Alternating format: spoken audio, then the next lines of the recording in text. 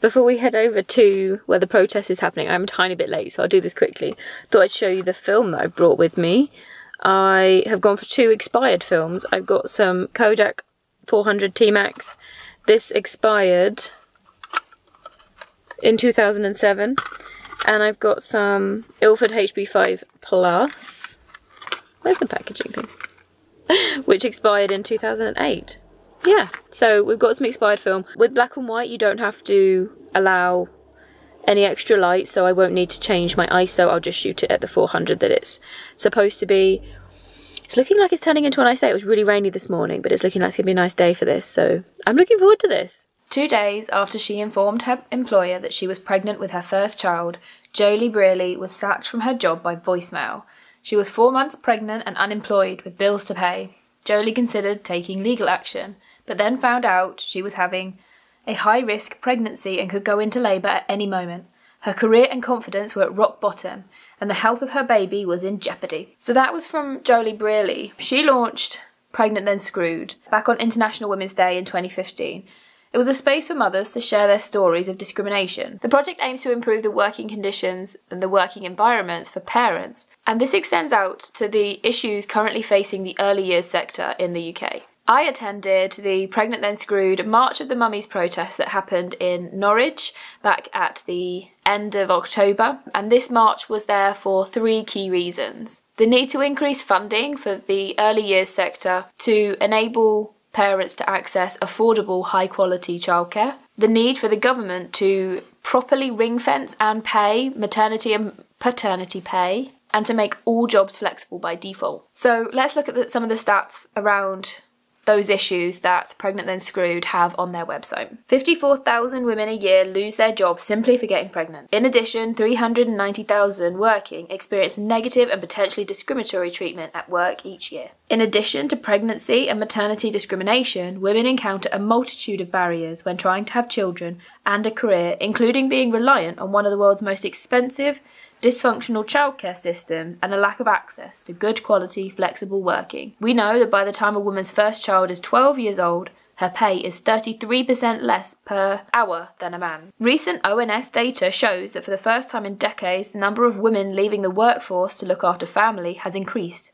For women aged between 25 and 34 years old, it has increased by 12.6% in the last year. That isn't just a glass ceiling, that's a push off the career cliff for mothers. Women are being forced to terminate wanted pregnancies because of childcare costs. From our most recent survey, we found that 60.5% say that the cost of childcare influenced their decision to have an abortion, and 17.4% of women said that childcare costs were the main reason they chose to have an abortion. The data was worse for black women, with 76% of black women and 70% of mixed-race women stating that the cost had influenced their decision. 76% of single parents also said that childcare costs had been a factor in their consideration to terminate their pregnancy. You can find much more detail on all of these on the Pregnant Then Screwed website, which I'll leave a link to in the description of this video. It's a little bit too lengthy for me to go into absolutely every area that they're working on, but what I wanted to do in this video was to look at some of the areas that are of importance to me. Now, if you're about to jump into my comments to give your counter arguments to some of these things, please just hold fire for a moment. I do want to engage in some healthy debate, some respectful debate about this, but just wait, because I will be addressing some counter arguments a little bit later in the video as well. So something that you may not know about me is that I'm actually the chairperson for a local early years setting. This means that I get a front row seat for the challenges of navigating the woeful underfunding that early years settings have. You may not realise, for instance, that whilst secondary and primary schools are for government institutions and therefore teachers are paid by the government, in early year settings this isn't the case. There is such a thing as government funded places, I'll come on to those in a minute, but the early year settings are set up generally as charities, and they have to generate the income to pay their staff themselves. And it's not just staff pay that they have to fund absolutely everything. The buildings they're in, their bills, all of the extras that are needed for taking care of children. Like if you're in the baby room, you're going to need spare nappies, you're going to need milk. All of these things have to come out of the budget for the nursery. So What is that government funded places that I mentioned?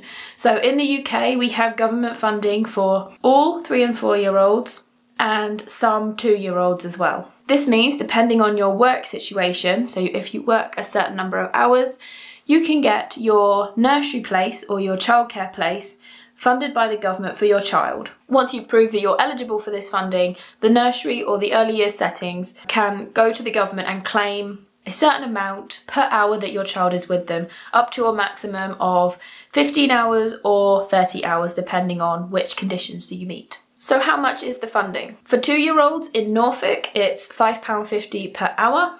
And for 3 and 4 year olds, it's £4.08 per hour. There are a couple of supplements available, but it's really barely anything. For instance, the setting can claim an extra 25p an hour if the child lives in a postcode that is in the most deprived areas in the UK. Some of the areas around me are considered deprived. They can claim an extra 60p per hour for children identified as having additional needs. So really it's not a lot of extra. It's also a lot more admin for the staff to have to prove that children meet these extra things, and the onus is really on the nursery or the early years setting to make those claims. I'd also like to note that being in Norfolk, these figures may be somewhat lower than areas like London, where the cost of living in general is higher and therefore the rates applied are a bit higher, but these are the rates where I am and the rates that I know. When you add in the fact that early years settings have to maintain a certain level of adult to child ratios, after all, these are very young children and they need a lot more adult supervision than, say,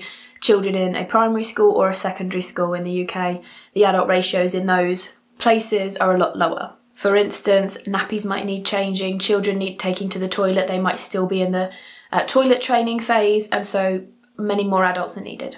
Okay, so now let's suggest that to make up the shortfall, that we charge the non-funded places at a rate that will help us to cover the costs of paying our staff, running the buildings, and buying all the extras that we need to look after children. The rate per hour for those places would be too high for the majority of individuals and no one would be able to afford it. Even those on decent wages probably wouldn't pay that. So what impact does this have? We expect our early years staff to be highly qualified.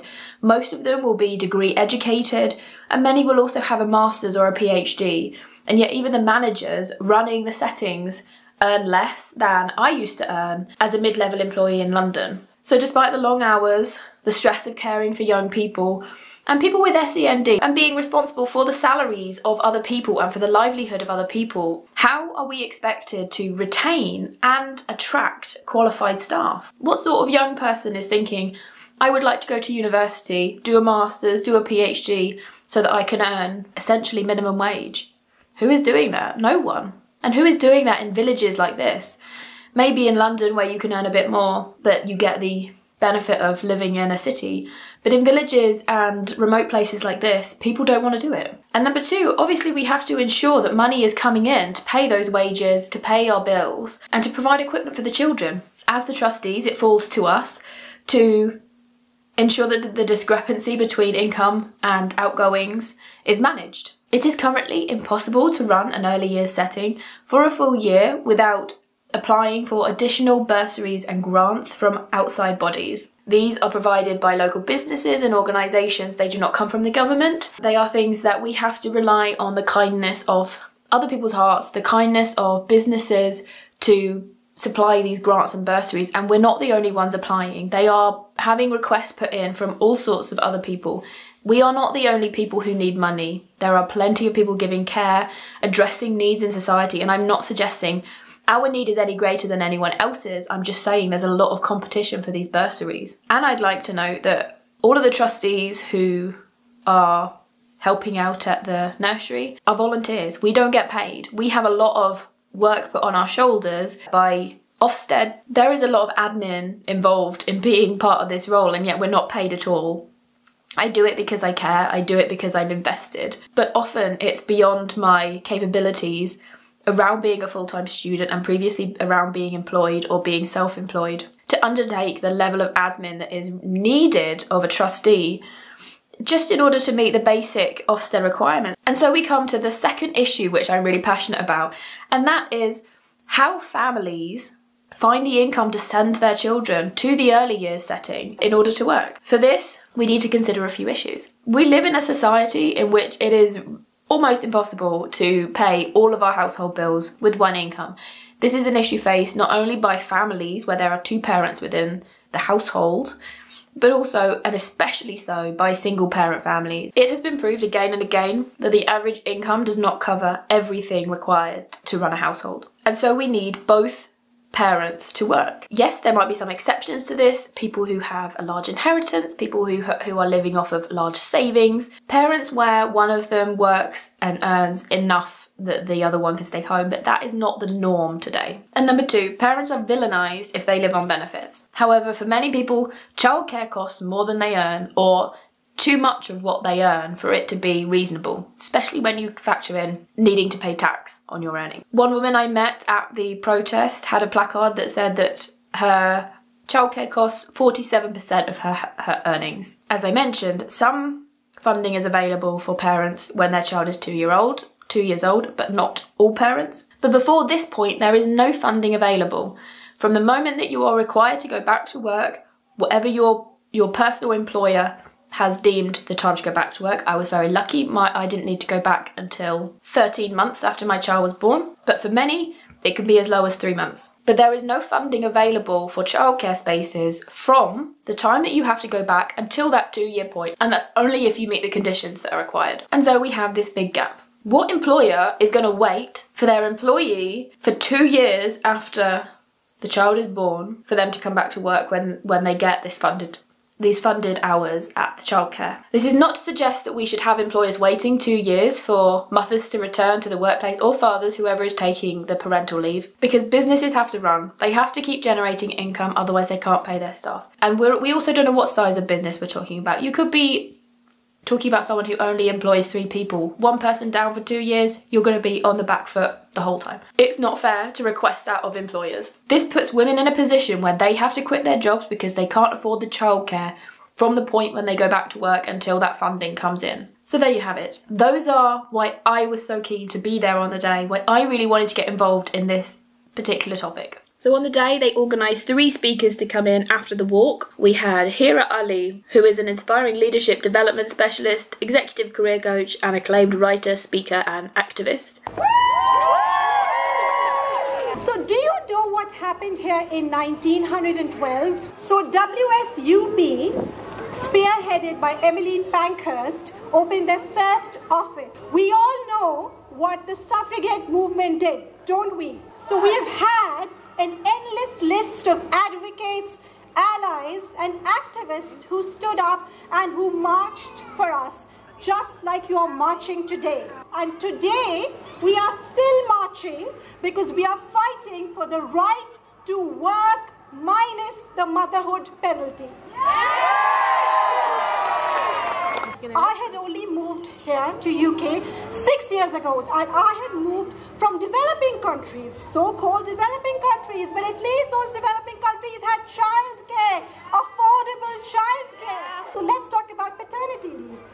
In Europe, Finland, Sweden, they all get paternity leave, but in UK, daddies, they can conceive, but they don't get daddy leaves. So that is the problem here. The paternity leave is offered, but daddies are not offered the rate at which they can actually go and take a break. So that rate is so low and so bad that unfortunately most fathers prefer to be the bread earner of the family and pay for the bills. So we have not just the most expensive childcare, which is about 35% of any household income in Sweden. It is subsidized, and it is supposed to be 3% of the household income. In UK, on an average, is 35% of the household income. So we not only have inflexible parental leaves, we not only have expensive childcare, but then on top of that, when working moms return to work, now I'm an author, a speaker, a writer. I write a lot about sexism and racism and gender violence and pay gap. And I love doing surveys. And one of the surveys I did, a focus group discussion, for an organization, I found out that working women feel undervalued. They feel ignored. So even though they have been given flexible working, the condescending, derogatory attitudes they experience from people around them actually puts them to shame, where they are degraded and humiliated for working part-time. Then we had Aisha Singleton, who is a mum of one who discovered she was pregnant just as she was about to start her dream career, and who tragically went into early labour at 22 weeks. Hello Norwich, my name is Aisha and I live here in our fine city. I personally have lived this childcare crisis at both ends. My mum was a single parent. I watched her work her butt off. Since it was just the two of us, I saw too often that she was brought to her knees by the lack of support. To be concerned by these things as a child it's a lot. I don't want my child to be concerned by these things or to worry about me. Because when I had a child of my own, I assumed the government would have fixed these things by now, sorted out this mess. But when my son was in nursery, the fees were more than our mortgage. So far, no government has sorted this out yet. Not this government, not the government before that, not the government before that. Well, the result is that we have hit a cost of living crisis that, after years of governments neglecting childcare funding, is prompting women to abort babies they want because they can't afford them. I mean, what kind of dystopian world are we living in? We have lived through this pandemic that forced us to work flexibly despite always being told we couldn't. But because of us, and because we did exactly that, the country still functioned. Despite our government neglecting us, we kept going. Now our government tells workers that we need to go out and work more. But where's the infrastructural support? The current system was conceived in a time when men went out to work and women stayed at home. We're not living in the 1950s anymore, and my generation was sold a lie. We were told we could go outside the home, get educated, and work and lead independent lives, and also be parents. But every woman of my generation that tries to do it is penalised. If there are two parents working outside of the home, we need to support both parents inside and outside of the home. This is why the work of Pregnant Then Screwed and all of us who support the aims are so important. Properly paid parental leave is essential in order for future generations to feel nourished. How can parents feel good enough to do the job of parenting if they're worrying about paying their bills? Tackling pregnancy discrimination and maternity discrimination is essential for our future generations. How can parents feel good enough to do the job of parenting if they're petrified of being fired for being a woman? Introduce flexible working so that mums don't have to choose between being a mum and having a career. All of this matters and none of it is too much to ask. And then finally we had Clive Lewis, who is the Norfolk South Labour MP. But I don't just speak here as an MP, I also speak as a parent. And I do understand, really understand, just how important decent wraparound childcare and support for parents is. And frankly, it isn't there. We know that there are just a few hundred places, overpriced places, across Norwich for thousands of children. And simply put, it's simply unacceptable. And that's why I support a universal basic service of childcare, free to everyone, all parents to use, because it's a sign of a decent, civilised society. So by coming out here today, stand at the fight for decent childcare, the right for you as a pregnant parent. All of those things are interlinked with the fights that are going on everywhere else. The striking posties, the rail workers, the nurses, the NHS waiting lists. Our country has its wheels coming off, but so does the planet. But today, you understand that your battle for better childcare, for a universal basic service, is one that links into all the other struggles. And that's why we have to link up with everyone else, because we're fighting for the same thing, for a decent, civilised society, not the barbarism that is on offer now. You've shown your children that protest has a place in a democratic society, and I hope they remember this day. I really do. Make some noise, because it's meant to be illegal. Come on! Come on! I dare you! Woo! Thank you very much. Go back and stay strong. Thank you. It is inevitable that passers-by witnessing all these women marching are going to make comments, and I wanted to address a particular one here that I overheard from a middle-aged white man, of course, which was, if you don't want children, don't have them. The old variation on that, if you can't afford children, don't have them. I've already addressed the funding issue facing the majority of parents and childcare settings today, but let's for a moment wonder at what life would be like if only those who could afford to have children did. On the one hand, we'd start to reduce the issues being faced by the overpopulation of the planet. So, win for that?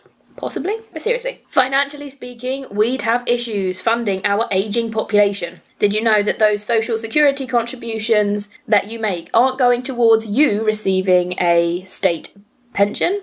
They actually go towards funding the current generation claiming the state pension. So in order for you to receive a state pension, there needs to be working individuals paying their social security contributions when you come to retire. We also need a new generation of doctors and nurses to care for you when you get sick, a new generation of bin men to clear up your rubbish, and a new generation of engineers to ensure that you have the electricity to make your cups of tea and watch television when you want to. And the final counter argument that I'm going to leave is a question. How do you really feel about procreation being something that only the elite can access?